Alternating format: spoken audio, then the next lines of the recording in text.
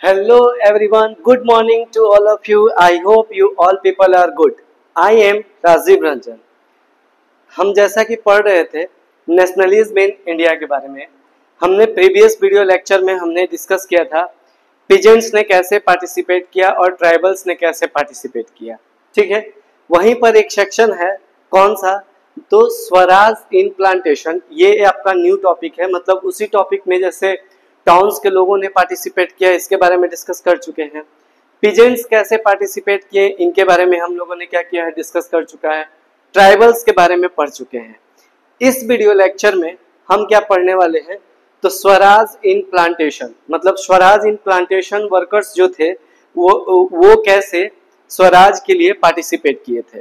ठीक है, चलिए इस वीडियो को हम क्या करते हैं, स्टार्ट करते हैं.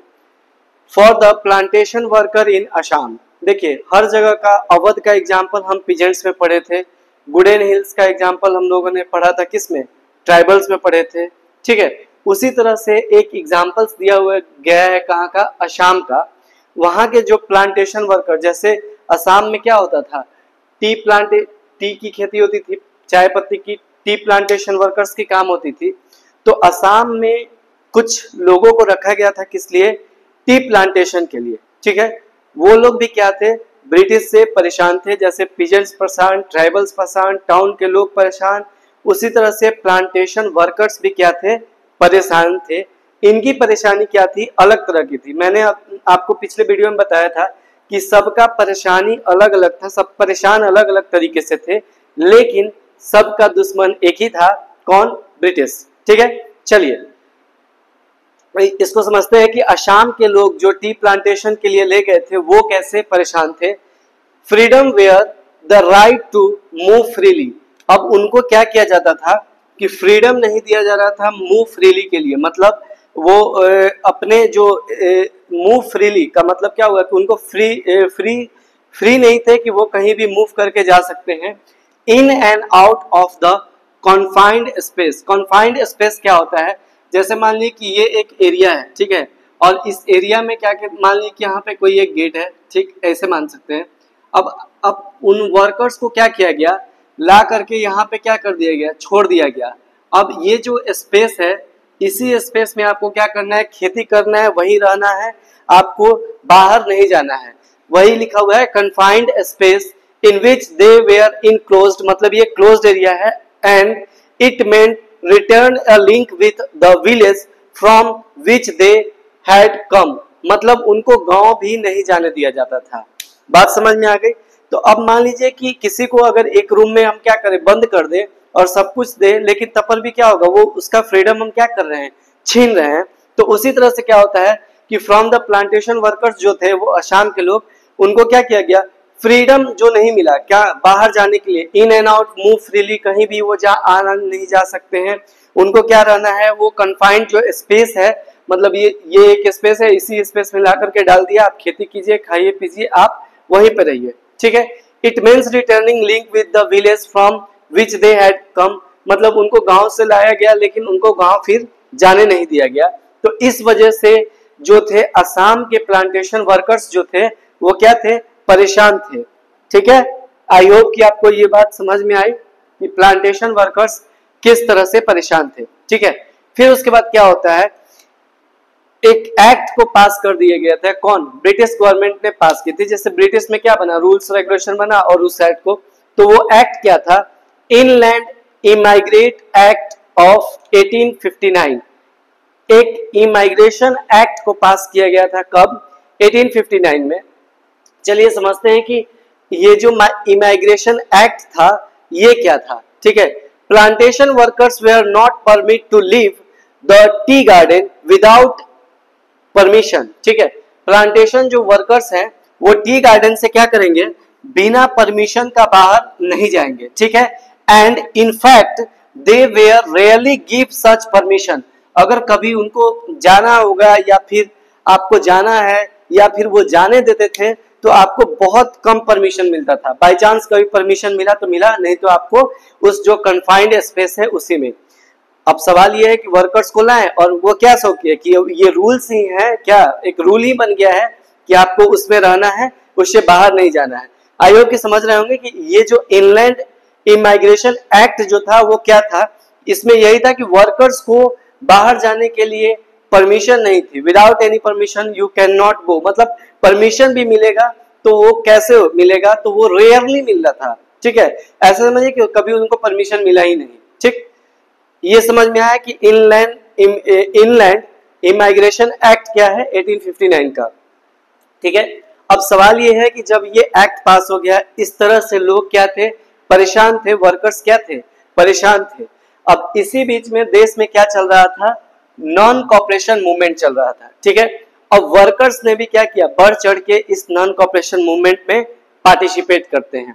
कैसे करते हैं तो देखिए, thousands of workers defined the authorities left the plantation, यहाँ पे स्पेलिंग डैश देकर के यहाँ पे लिखा हुआ है plantation and headed home. Thousands of workers ने क्या किया, प्लांटेशन वर्कर्स को, प्लांटेशन का जो वर्क था उसको छोड़ करके घर के तरफ निकल गए। क्यों, क्योंकि अब क्या चल रहा है, देश में नॉन कॉपरेशन मूवमेंट चल रहा है। तो उस मूवमेंट के चलते थाउजेंड्स ऑफ वर्कर्स क्या करते हैं कि अपने प्लांटेशन फील्ड में जो काम कर रहे थे उसको छोड़ करके घर के लिए निकल जाते हैं, ठीक है। अब सवाल ये है कि क्या वो घर पहुंच पाए या नहीं। तो ऑब्वियसली बात है कि उस समय क्या था, टाउन्स में भी स्ट्राइक चल रहा था, विलेज में भी, गांव में भी स्ट्राइक चल रहा था, और उस स्ट्राइक के चलते रेलवे भी क्या थी, स्ट्राइक पे थी। अगर नदी की बात करें तो स्टीमर भी जो भी चलता, नाव वगैरह चलता उस समय में, वो सारे क्या थे, स्ट्राइक पे थे, ठीक है। तो अब जब स्ट्राइक पे थे और मान लीजिए कि कोई अगर आपको 8,000 नहीं 800-900 किलोमीटर चल के घर आना है, अगर किसी का घर इतने डिस्टेंस पे है तो चल के आना क्या है, पॉसिबल नहीं है। 800-900 किलोमीटर हो या फिर 1000 किलोमीटर दूर हो, अगर आसाम से किसी का घर, तो उतना डिस्टेंस पैदल आना पॉसिबल नहीं है। तो अब बैलगाड़ी से तो आएंगे नहीं, क्योंकि सारे चीज क्या हो रहा है, स्ट्राइक पे है, ठीक है।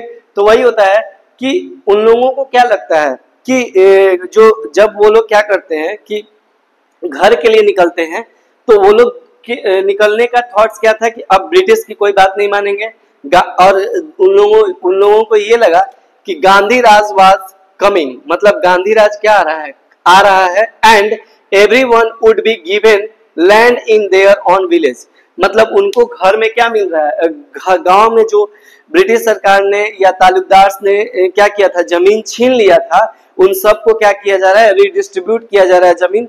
तो भाई चलो अब तुम्हारे अंडर में हम काम नहीं करेंगे, हम अपने खेत में ही क्या करेंगे, काम करेंगे, घर में रहेंगे। इस वजह से उन लोगों ने क्या किया, प्लांटेशन वर्क को लेफ्ट करके वो निकल गए, ठीक है। और क्या बोलते थे, गांधी राज वाज कमिंग, अब क्या आ रहा है, गांधी जी का राज आ रहा है, ठीक है। उसके बाद क्या होता है, however never reach their distinction, मतलब वो लोग कभी घर पहुंचे भी नहीं। क्यों नहीं पहुंचे, सवाल ये है, हमने अभी बताया क्या कि टाउन्स में भी रेलवे स्ट्राइक पे है, और उसके बाद स्टीमर वगैरह जो पानी में चल रहा था वो भी क्या है, उस समय नाव वगैरह जो भी चल रहा था, बोट वगैरह, वो सारा क्या है, स्ट्राइक पे है। तो कैसे घर जाएंगे, अगर डिस्टेंस ज्यादा है तो पैदल चल के आना पॉसिबल नहीं है। तो उन लोगों ने क्या किया, जो स्ट्राइक चल रहा था, जो रैलियां निकल रही थी, उस रैली को ज्वाइन कर लिया, ठीक है। फिर उसके बाद क्या होता है, stand on the way by railways and steamers strike, हमने अभी बता दिया क्या कि रेलवेज और स्टीमर क्या था, स्ट्राइक पे था, चलिए ठीक है। दे वेयर, अब जब स्ट्राइक पे था तो उन्होंने क्या किया, रैली को ज्वाइन कर लिया। जब रैली को ज्वाइन कर लिया तो पुलिस ने क्या किया, पकड़ पकड़ के मारना स्टार्ट कर दिया। कुछ लोगों को बहुत बुरी तरह से मारा, कुछ लोगों को पकड़ के फिर वहां पे प्लांटेशन वर्क के लिए ले जाकर के वहीं पे छोड़ दिया, ठीक है। तो वही है, they were catch by the police and brutal beaten up, मतलब बुरी तरह से उसे क्या किया गया, पीटा गया। यहां तक आपको समझ में आया होगा कि प्लांटेशन वर्क क्या किए, क्या था, क्यों प्लांटेशन वर्क परेशान थे, ये बात समझ में आ गई। इनलैंड इमाइग्रेशन एक्ट 1859 ये भी समझ में आ गया। नॉन कॉपरेशन मूवमेंट्स में कैसे पार्टिसिपेट किए, क्यों छोड़ करके भागे, उन लोगों को लगा कि गांव में हमें क्या मिल जाएगा, जमीन मिल जाएगा, लेकिन वो लोग घर ही नहीं पहुंच पाए। क्यों, क्योंकि रेलवे वगैरह क्या था, स्ट्राइक पे था। जब वो स्ट्राइक पे था तो फिर क्या होगा, वो लोग रैली वगैरह स्ट्राइक ज्वाइन कर लेते हैं। अब उसमें क्या होता है कि पुलिस पकड़ के पीट देती है, बहुत अच्छी से ब्रूटल बीटन अप कर देती है, मतलब पीट देती है। यहां तक समझ में आया कि आपको कि जो प्लांटेशन वर्कर्स थे वो किस तरह से पार्टिसिपेट किए थे, किस में, तो नॉन कॉपरेशन मूवमेंट्स में। ठीक है, उसके बाद इन सब में हम लोगों ने क्या ऑब्जर्व किया, या फिर लोगों ने क्या ऑब्जर्वेशन क्या निकला, या फिर इसको हम क्या कर सकते हैं, रिजल्ट। इन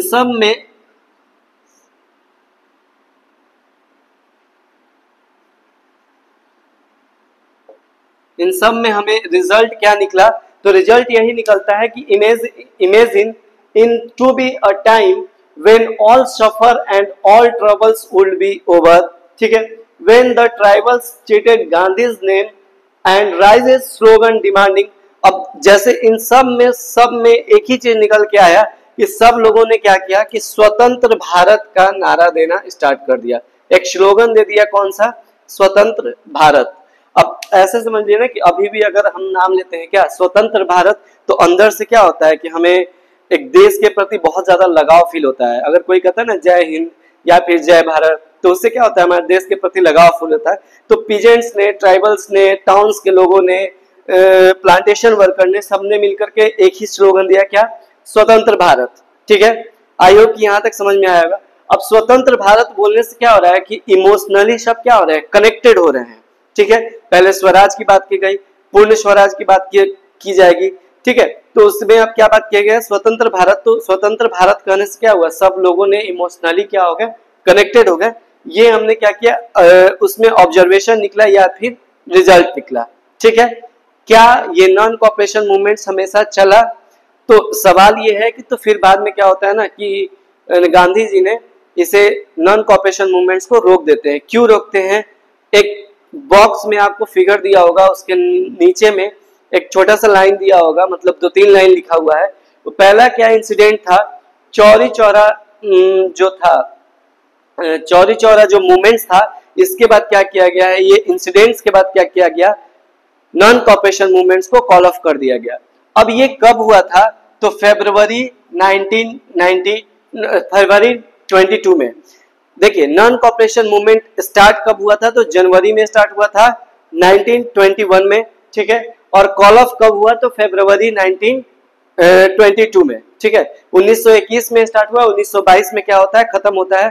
पूरे एक तरह से कहा जाए तो 1 साल 13 महीना जो, या 12 महीना, 1 साल सॉरी 2 महीना या 2 महीना चला क्या, ये मूवमेंट चला। ठीक है, तो देखिए अब चौरी चौरा मूवमेंट्स कहाँ हुआ था, इंसिडेंट कहाँ हुआ था, तो एक गोरखपुर में क्या है, जगह है, गोरखपुर में हुआ था। और ये कहाँ गोरखपुर पड़ता है, तो यूपी में पड़ता है। ठीक है, अब यहाँ पे हुआ क्या था, ए पीसफुली डेमोन्स्ट्रेट इन द बाजार टर्न वायलेंट। वहां पे लोग सत्याग्रह मूवमेंट्स को क्या कर रहे थे, सत्याग्रह स्टार्ट किए थे। तो बाजार में क्या होता है कि ये बाजार वेयर लूटेड, और वो वायलेंस में क्या होता है, कन्वर्ट हो जाता है। फिर पुलिस और लोगों के बीच में क्लैश डेवलप हो जाता है, बहुत ज्यादा खून खराबा हो जाता है। आपके बुक में पिक्चर दिया होगा, आप देख लीजिएगा। इस वजह से क्या होता है कि चौरी चौरा जो मूवमेंट है, उसको मूवमेंट के बाद क्या किया जाता है, तो महात्मा गांधी ने ये सोचा कि अभी लोग मैच्योर्ड नहीं हुआ है, अभी ट्रेन नहीं हुआ है, तो उन्होंने क्या किया, halt to the non cooperation movements. उन्होंने एक तरह से हॉल्ट लगा दी, क्या, नॉन कॉपरेशन मूवमेंट्स पे। किसने, महात्मा गांधी ने। क्यों लगाया, कब लगाया था, तो चौरी चौरा मूवमेंट्स के बाद। अब सवाल ये है कि कब ये कॉल ऑफ किया गया, तो याद रखिएगा फरवरी 1922 में। स्टार्ट कब किया गया था नॉन कॉपरेशन मूवमेंट, तो जनवरी 21 में। आपसे सवाल पूछते हैं कि इसको अप्रूवल कब दिया गया था और प्रपोजल कब रखा गया था, क्या कहते हैं, नॉन कॉपरेशन मूवमेंट्स का, दोनों आप कमेंट सेक्शन में बताएंगे। और एक चीज कि अप्रूवल कहाँ और रखा गया, और प्रपोजल कहाँ रखा गया, अप्रूवल कहाँ मिला, कौन से जगह पे मिला, ये भी आप कमेंट सेक्शन में बताएंगे। ठीक है, आई होप कि ये सारे टॉपिक आपको क्या हो चुके होंगे, क्लियर हो चुके होंगे। ठीक है, और उसके बाद अगर आता है कि डिस्कस द एग्जाम में explain the Swaraj plantation workers के बारे में, तो आप ये सारे पॉइंट्स वगैरह लिख सकते हैं। या फिर इनलैंड इमिग्रेशन एक्ट क्या है, 2 नंबर का क्वेश्चन अगर पूछ दिया गया, तो ये आप लिखेंगे कि परमिशन के बिना बाहर नहीं जा सकते हैं, रेयरली कभी परमिशन मिलता था। ये सारे हो गए। ठीक है, कैसे पार्टिसिपेट किया, ये भी क्लियर हो गया। रिजल्ट क्या निकला वो भी आपको बता दिए। कॉल ऑफ कब किया गया, तो चौरी चौराहे इंसिडेंट्स के बाद इसे क्या किया गया, कॉल ऑफ कर गया। ठीक है, अब जो नेक्स्ट टॉपिक आएगा, नेक्स्ट जो टॉपिक होगा वो अलग तरह का थोड़ा सा टॉपिक होगा, क्योंकि अब नॉन कॉपरेशन मूवमेंट्स क्या होता है, कॉल ऑफ कर दिया जाता है। अब क्या लॉन्च होगा, तो सिविल डिसओबीडियंस मूवमेंट्स को लॉन्च किया जाएगा, लेकिन उसमें थोड़ा सा टाइम लगेगा। मतलब 1922 में ये क्या किया गया, कॉल ऑफ किया गया, तो उसको टाइम लगेगा 8 साल के बाद उसे लॉन्च किया जाएगा, और 8 साल में लोगों को क्या किया जाएगा, ट्रेंड किया जाएगा। और क्या कैसे लोगों को ट्रेंड किया जाएगा, ये सारा चीज हम अगले वीडियो में क्या करेंगे, डिस्कस करेंगे। आई होप कि आपको यहाँ तक समझ में आ चुका होगा। अगर कोई डाउट हो तो कमेंट सेक्शन में आप हमें मेंशन कर सकते हैं। Thank you for watching me.